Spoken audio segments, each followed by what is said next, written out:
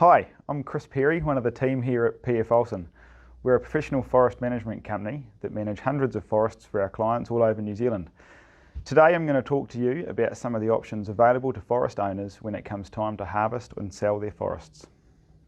As your forest approaches maturity, say aged 24 to 30 years old, it's time to start thinking about how you might like to go through the harvest process. There are three options available in New Zealand for forest owners when it comes time to sell their trees. Firstly, you can sell land and trees. Secondly, you could do a stumpage sale where you sell trees only. And thirdly is a managed harvest. So let's start with option one, the simplest option, which is a stumpage sale of land and trees. This is where you sell your forest standing and the land underneath. You'll sell it to a purchaser for a fixed price, and this can be negotiated at any time in the forest's life cycle. It's lowest risk to you. You're not taking on any risk around log market or the quality of your forest, or any health and safety and environmental risks. All those risks are transferred to the purchaser through the transaction. What this does mean is that they will account for those risks in the purchase price that they offer you for your woodlot, so you may receive less for your trees than you would if you managed the harvest yourself. If you are considering selling land and trees, one of the best things you can do is invest in some detailed forest description work, such as pre-harvest inventory. This does two things. It lets you know what your forest is worth, but it also provides some information to a prospective purchaser, and they can de-risk it and gain confidence in their bid price. The second option to sell your trees is a stumpage sale of trees only. This is where you would sell the right to harvest your trees to a purchaser who will look to come onto your land, harvest your trees, and sell them at a profit.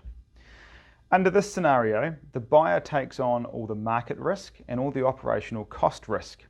So when they come and look at your trees and work out what they think they can sell it for at market, they're going to make sure that there's enough margin in there to cover those risks and make sure they're still making money when they sell your logs to the market. There is also some environmental risk that sits with the forest owner under a stumpage sale.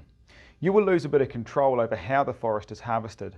The purchaser will decide when they want to harvest and how they want to go about it, where they put tracks and roads, where they put skid sites, where they store slash. So there's some risks associated with those activities that will come back to the landowner after harvest. So it pays to be very aware of how you want the land left and make sure that any contract with a purchaser accounts for your risks enough.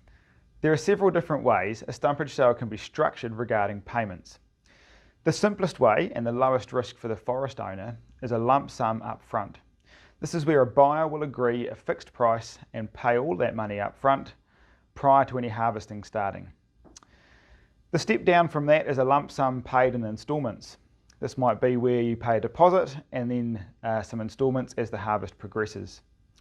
A third option is a pay-as-cut stumpage sale. This is where you agree a price per tonne as opposed to a lump sum price, and the purchaser will pay the forest owner for every tonne of wood that leaves the property. It's important to understand in that final option that the forest owner is taking on the risk of the quantity and sometimes quality of wood that is in their forest, because they're only getting paid per tonne that leaves the forest gate. The third option, and probably the most common in New Zealand, is a managed harvest. This is where the forest owner retains ownership of the land and trees throughout the whole process, but engages a professional harvest manager to help them harvest and market their trees. Under this scenario, the forest owner takes on all risks around market fluctuations, around the quality and quantity of wood that is in their land, and of course they remain a PCBU, so they're exposed to some health and safety and environmental risk through the harvest operations as well. It's crucial under a managed harvest to engage a harvest manager that can adequately manage your risks while also capitalising on the opportunities in the market to maximise your returns. When looking for a good harvest manager, you want to make sure that you're looking for someone who has access to a good range of markets and can smooth out some of the ups and downs in the volatile export log markets. You also want to make sure that they can adequately manage your health and safety risks and discharge your duties as a PCBU. A good harvest manager will have access for your wood into domestic and export log markets and have the scale that allows them to play the field a bit in the supply chain and make sure that they're getting every dollar they can for you out of your harvest. One of the crucial elements to understand with a managed harvest is that you should be engaging your harvest manager as your agent under an agency contract. Under such a contract, they are obliged to work in your best interest and provide full transparency over all transactions they undertake on your behalf. It is their role to act in your best interest throughout the entire operation, protecting you from risk and maximising your profits. So if you've got a forest that's age 23, 24 and approaching maturity, you've got some options to consider about how you go about harvesting and selling your trees. Which option is right for you will depend on your personal circumstances, your need for cash, as well as your appetite for risk and willingness to play the market. At this stage, the best thing you can do is start a conversation around which option might be best for you.